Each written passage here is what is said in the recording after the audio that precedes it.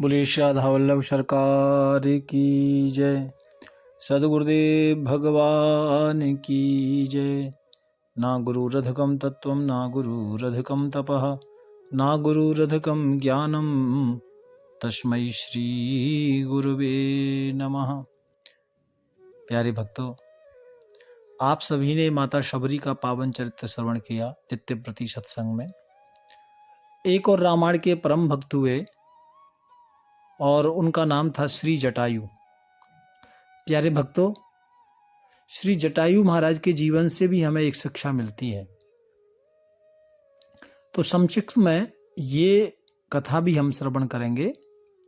जानकी हरण कियो रावण मरण काज सुन सीता वाणी खगराज द्योरो आयो है। बड़ी ये लड़ाई लीनी देह वारी फेर दीनी राखे प्राण राम मुख देखी सुहायो है। आए आप गोद शशिधार द्रगधार सिंचो दई सुध लई गति तनहु जरायो है। दशरथ बत मान कियो जलदान यह अति सम्मान निज रूप धाम धायो है। प्यारे भक्तों, इसका भावार्थ ये है कि माता शबरी से जब भगवान श्री राघवेंद्र सरकार आगे चले माता शबरी को दर्शन देकर, तो कहते हैं कि जब रावण माता जानकी को लेकर जा रहा था, जानकी हरण जब रावण ने किया था, और माता जानकी की आर्तवाणी और विलाप सुनकर श्री जटायु जी ने देखा और दौड़कर रावण के समीप सामने खड़े हो गए। कथा आती है भक्तों, बहुत भारी युद्ध हुआ और वो युद्ध ऐसा हुआ कि श्री जटायु जी ने अपने शरीर को न्यौछावर कर दिया। प्यारे भक्तों, लेकिन ये जटायु अभी क्योंकि प्राण गए नहीं है, तो श्री राम ऐसा करके विलाप करते हुए दर्शनों की लालसा लेकर अभी प्राण छोड़े नहीं। प्यारे भक्तों, माता जानकी को खोजते हुए श्री राम प्रभु जब रास्ते में मार्ग में आए तो कानों में आवाज सुनाई पड़ी, श्री राम, हे राम, श्री राम। भगवान राघवेंद्र सरकार ने देखा, दौड़ पड़े और जटायु की दशा देखकर भगवान श्री राघवेंद्र सरकार द्रवित हो गए। नेत्रों में आंसुओं की धारा बह चली और जो रक्त से सिंचित जटायु का जो शरीर भीगा हुआ था, जो पंख काट दिए थे रावण ने, जटायु ने पूछा, आप कौन हैं? अपना परिचय दिया और कहा कि नाथ, जिस माता जानकी की आप खोजबीन कर रहे हैं वो माता सीता का हरण हुआ है, और पूरा समाचार सुनाया। प्यारे भक्तों,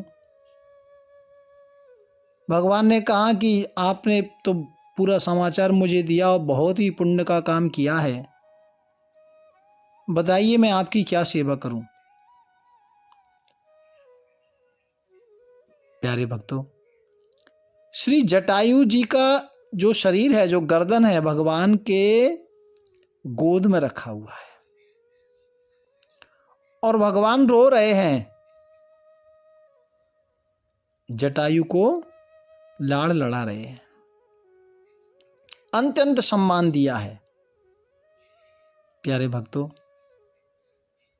कथा आती है कि जटायु जी ने कहा कि मुझे कुछ नहीं चाहिए, अंत समय में आपका दर्शन मुझे जो हो गया, अब कुछ नहीं चाहिए। आए आए आप गोद शीश धार द्रग धार सींचो दई सुध लई गति तनहु जरायो है। प्यारे भक्तों, कहा कि नहीं, अब मुझे कुछ नहीं चाहिए। तो श्री राघवेंद्र सरकार ने अब जब प्राण छोड़े, क्योंकि ये गति तो किसी को नहीं मिलती है, जन्म जन्म मुनि जतन कराही और अंत राम कह आवत नाही। वही श्री राघवेंद्र सरकार आज सामने खड़े हैं, सामने विराजमान हैं, और जटायु ने अपने इस शरीर को त्यागा है। भगवान श्री राघवेंद्र सरकार ने जटायु जी का अपने हाथ से अंतिम संस्कार किया और जटायु जी को पिता के समान श्री राघवेंद्र सरकार ने माना। अत्यंत सम्मान के साथ जल तर्पण किया, पिंडदान किया और चतुर्भुज रूप में बैकुंठ धाम को भी श्री जटायु जी ने पाया। प्यारे भक्तों, पिता रूप में माना, इसके लिए एक कथा आती है कि श्री जटायु को पिता रूप में क्यों माना राम जी ने। प्यारे भक्तों, ये पक्षीराज जटायु गरुण जी के बड़े भ्राता हैं और अरुण जी के पुत्र थे। इनके ज्येष्ठ भ्राता श्री संपाति थे। आप में बहुत पराक्रम था, बहुत विद्या थी। समस्त विशेषताओं में जटायु एक साथ कई विद्याओं को ग्रहण किए हुए थे, विद्यमान उनके अंदर थी। और आपको एक जानकारी मैं आपको दे दूं, श्री राजा दशरथ जी शनि की क्रूर दृष्टि से रथ के सहित आकाश से जब गिर रहे थे, उसी समय जटायु ने अपनी पीठ पर राजा को यानी राजा दशरथ को बिठाकर अयोध्या भेजाए थे। श्री दशरथ जी महाराज ने कहा, मित्र तुमने मेरे प्राणों की रक्षा की है, क्या वरदान चाहिए मांग लो, जो तुम्हें चाहिए मांग लो। जटायु जी महाराज ने कहा, हे राजा दशरथ, यदि आप मुझसे इतने प्रसन्न हैं तो आपका जो ज्येष्ठ पुत्र हो वो मेरा पुत्र बने। राजा दशरथ ने कहा, तथास्तु। प्यारे भक्तों, और कहा कि वनवास काल में श्री राम जी पंचवटी पर जब पहुंचे और वहां जाकर जो जटायु की दशा हुई, वहां गीधराज जटायु से फिर भेंट की, तो ये वही राजा दशरथ का आशीर्वाद था या उनका वचन था, उस वचन को श्री राम जी आज निभा रहे हैं। गीधराज से भेंट बही, बहुविध प्रीत बढ़ाई, गोदावरी निकट प्रभु रहे परन ग्रह छाए। और श्री जटायु जी ने जब पूरा विवरण सुनाया, रावण के बारे में बताया, कैसे कैसे मेरे पंख काटे, तो श्री राम प्रभु ने अपने पिता दशरथ का वचन पूर्ण करने के लिए पिता स्वरूप मानकर ही श्री जटायु जी को विदा दी।